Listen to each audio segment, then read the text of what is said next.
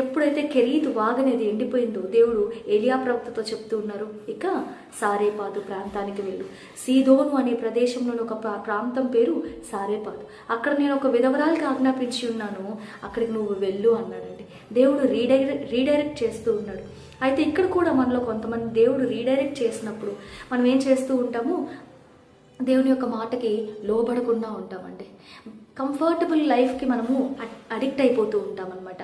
వాగునీరు ఉంది చాలు, కాకులు ఏదో భోజనం తీసుకొస్తున్నాయి చాలు, ఏ దినమునికి ఆ దినము సాగిపోతూ ఉంది కదా, ఇక ఎందుకు నూతనమైన ప్రారంభం ఎందుకు నా జీవితంలో అని చెప్పి వెనక్కి వెళ్ళేవారు కూడా ఉంటూ ఉన్నారు.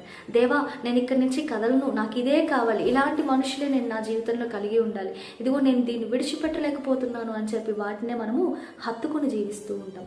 అయితే నువ్వు ముందుకి కదలాలి, కొత్త సీజన్ నీ జీవితంలో మొదలవ్వాలి అంటే నువ్వు ప్రస్తుతం ఎదుర్కొంటున్న పరిస్థితులు అవి నీ